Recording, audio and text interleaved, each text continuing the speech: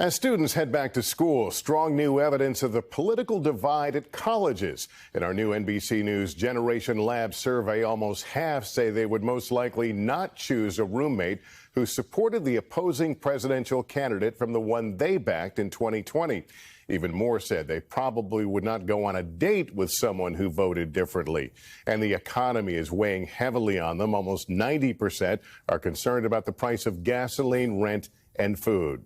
Which brings us to a top challenge in schools themselves, finding enough teachers, especially amid growing cultural fights.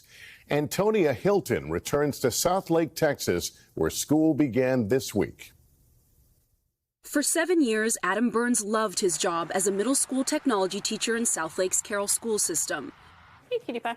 But after members of a conservative political action committee won the majority of seats on the school board, and Texas passed laws restricting how teachers could address racism in the classroom, Adam and his wife, Brandy, who's black, thought of their 11-year-old son. Did you feel like you could be true to yourself and stay in this job? No, not at all. Adam quit in July, but says Carroll schools haven't found his replacement, and his contract requires him to stay until they do. My message to other teachers would be to be true to yourself. For the district, I would just say it's time to start listening to the people that you employ. Given exhaustion and stress from the COVID pandemic, one survey finds as many as 55% of America's educators are considering leaving the profession. In Southlake, Texas, NBC News has covered extensively conflicts and an active federal civil rights investigation into the treatment of minority and LGBTQ children in the Carroll district.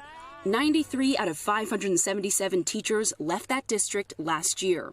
Here's three teachers that three really good teachers. Amazing teachers. I mean, kids loved us, and kids learned from us. Tim Hamilton taught Spanish for 9 years. A group of residents became outraged after he wore a Black Lives Matter mask and posted about his beliefs on Facebook. Administrators demoted him, and Tim refused to work the new position. And the almost decade that I spent in the district, that was worthless. That meant nothing to them. Carroll schools did not comment on any personnel matters regarding the teachers we spoke with.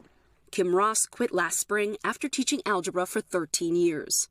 Part of what we saw and what was happening that kind of made us go, I don't think I can do this anymore, at least for now. They might fire you for doing this interview. Well, they can't fire me because I quit. A new survey found that 70% of Texas teachers are considering leaving the profession entirely, the highest number ever recorded since the survey began in 1980. Ovidia Molina is the president of the Texas State Teachers Association.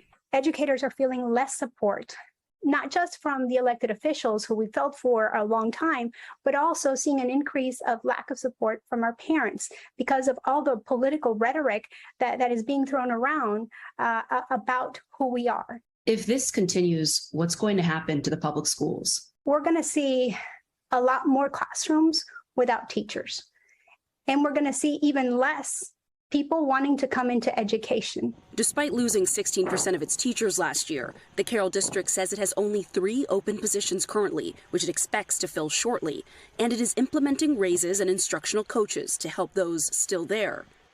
Adam hopes that his colleagues and his young son understand why he chose to speak out. Does it upset you to think that this might be the end of the road for you with teaching? It was a big leap for myself and my family for me to do this, and realizing that I don't feel like there's really a place for me. Yeah, it's really tough. Antonia Hylton, NBC News, Southlake, Texas. Thanks for watching our YouTube channel. Follow today's top stories and breaking news by downloading the NBC News app.